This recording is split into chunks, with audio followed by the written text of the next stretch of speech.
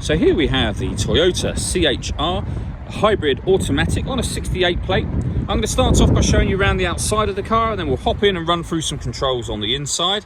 But from the outside, you can see it's a 5-door car with alloy wheels. Let's start off inside the boot and then work our way around the rest of the car from there. So as we approach the back of the car, you'll see we have plenty of boot space, along with that 60-40 split folding rear seat, should you wish to increase that space even further. Okay, so we're just going to work our way back round to the front of the car, and then we'll hop in and run through some controls on the inside.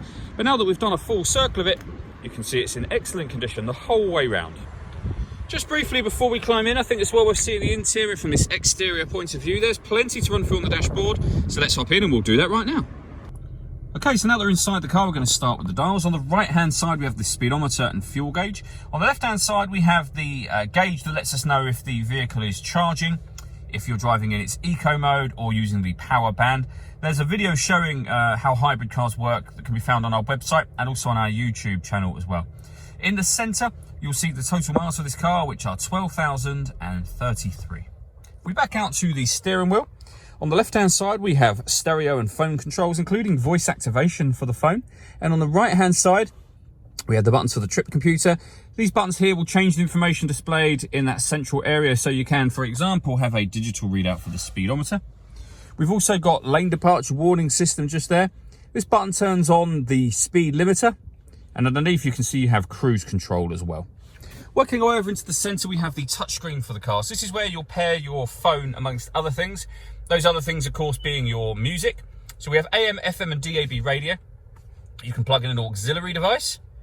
You can stream your music wirelessly via Bluetooth audio, and we have iPod and USB input as well.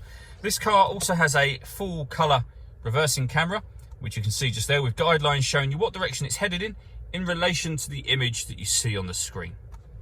Working our way down, we have dual zone climate control. So you can adjust the passenger and driver temperatures, the direction the airflow is being diverted in, and the fan speed, of course, up and down. When you're happy with those settings, that button turns the air conditioning, in this case, off or back on again. Or you can hit auto, and the car will do all of the work to maintain the temperatures that you've asked for. To override it, just readjust the fans at any point in time, and you'll put it back onto its manual setting. Underneath that, we have the USB and auxiliary input. We then have the gear lever for the fully automatic gearbox, the electronic handbrake, auto hold function for the electronic handbrake. This button turns off the traction control, and this one will force the car into its electric vehicle mode. That's assuming it has enough charge. It's in that mode now, and you can tell that because you get the little EV symbol appear just there. All that leaves me to say is thank you for taking the time to watch this video. If you'd like to come and see the car in person and have a test drive, please feel free to call any of our MJA sites. We'd love to hear from you soon.